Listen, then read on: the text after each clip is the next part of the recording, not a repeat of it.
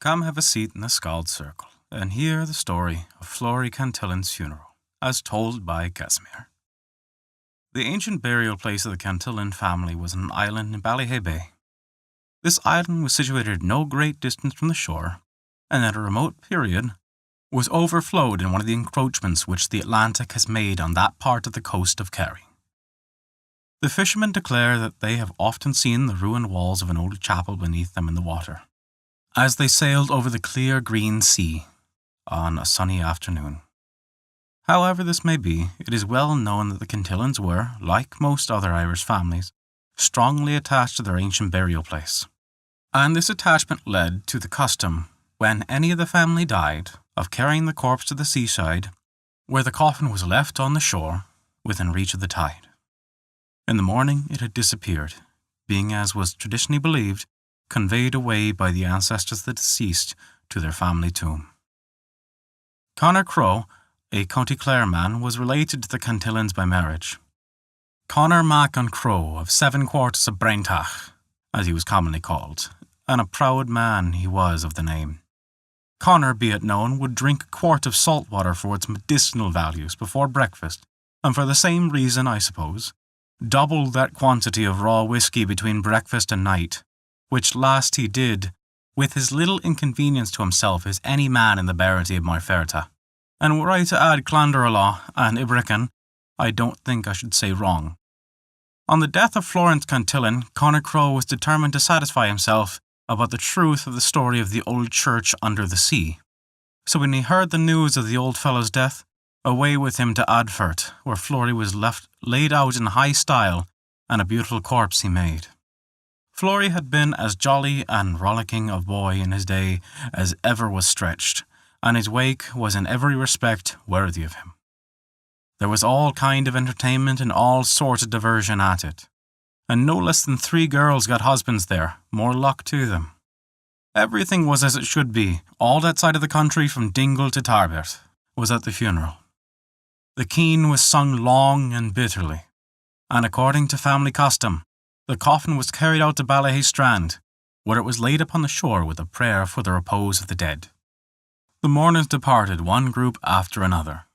Conor Crowe was left alone. He then pulled out his whiskey bottle, his drop of comfort as he called it, which he required, being in grief, and down he sat upon a big stone that was sheltered by a projecting rock, and partly concealed from view, to await with patience the appearance of the ghostly undertakers. The evening came on mild and beautiful. He whistled an old air which he had heard in his childhood, hoping to keep his idle fears out of his head, but the wild strain of that melody brought 1,000 recollections with it, which only made the twilight appear more pensive. It was near the gloomy tower of Dunmore in my own sweet county. I was, said Conor, with a sigh. One might well believe that the prisoners who were murdered long ago there in the vaults under the castle would be the hands to carry off the coffin out of envy, for never a one of them was buried decently, nor had as much a coffin amongst them all. 'Tis often sure enough I have heard the lamentations and great mournings coming from the vaults of Dunmore Castle, but, he continued after fondly pressing his lips to the mouth of his companion and silent comforter, the whiskey bottle. Didn't I know all the time well enough 'twas the dismal-sounding waves working through the cliffs and hollows of the rocks, and fretting themselves to foam. Oh, then Dunmore Castle, it is you that are the gloomy-looking tower on a gloomy day, with the gloomy hills behind you, when one has gloomy thoughts on their heart and sees you like a ghost rising out of the smoke made by the kelp burners on the strand. There is, the Lord save us, as fearful a look about the Blue Man's Lake at midnight. Well then, anyhow, said Conor after a pause, is it not a blessed night, though surely the moon looks mighty pale in the face, Saint sending himself between us and all kinds of harm? It was, in truth, a lovely moonlit night. No thing was to be seen around but the dark rocks and the white pebbly beach, upon which the sea broke with a hoarse and melancholy murmur. Conor, notwithstanding his frequent draughts, felt quite queerish, and almost began to repent his curiosity. It was certainly a solemn sight to behold the black coffin resting upon the white strand. His imagination gradually converted the deep moaning of the old ocean into a mournful wail for the dead. From the shadowy recesses of the rock he imaged forth strange and visionary forms. As the night advanced, Connor became weary with watching. He caught himself more than once in the fact of nodding when, suddenly giving his head a shake, he would look towards the black coffin, but the narrow house of death remained unmoved before him. It was long past midnight and the moon was sinking into the sea, when he heard the sound of many voices which gradually became stronger above the heavy and monotonous roll of the sea. He listened and presently could distinguish a keen, of exquisite sweetness, the notes of which rose and fell with the heaving of the waves, whose deep murmur mingled with and supported the strain. The keen grew louder and seemed to approach the beach, and then fell into a low, plaintive wail. As it ended, Connor beheld a number of strange and, in the dim light, mysterious-looking forms emerging from the sea, and they surrounded the coffin which they prepared to launch into the water. "This comes of marrying creatures of the earth," said one of the figures in a clear yet hollow tone. "True," replied another, with a voice still more fearful.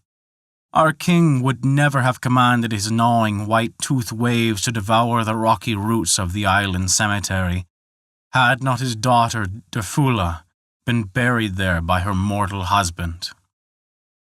"But the time will come," said the third, bending over the coffin, "when mortal eye our work shall spy, and mortal ear our dirge shall hear. Then," said the fourth, "our burial of the Cantillons is at an end forever." As this was spoken, the coffin was borne from the beach by a retiring wave, and a company of sea people prepared to follow it. At the moment one chanced to discover Connor Crowe, as fixed with wonder and as motionless with fear as the stone on which he sat. "The time has come," cried the unearthly being. "The time is come. A human eye looks on the forms of the ocean. A human ear has heard our voices. Farewell to the Cantillons. The sons of the sea are no longer doomed to bury the dust of the earth." One after the other turned slowly round and regarded Connor Crowe, who still remained as if bound by a spell. Again arose their funeral song, and on the next wave they followed the coffin. The sound of the lamentation died away, and at length nothing was heard but the rush of waters. The coffin and the train of sea people sank over the old churchyard. And never since the funeral of old Flory Cantillon has any of the family been carried to the strand of Ballyhay for the conveyance to the rightful burial place beneath the waves of the Atlantic. And that is the story of Flory Cantillon's funeral. Thank you for hearing our tale. If you enjoyed it, please take a look at our Patreon page and learn how you can earn great rewards while also supporting us. A special thank you to Kat for the support this month. It means the world to us. Once again, thank you for listening to our story.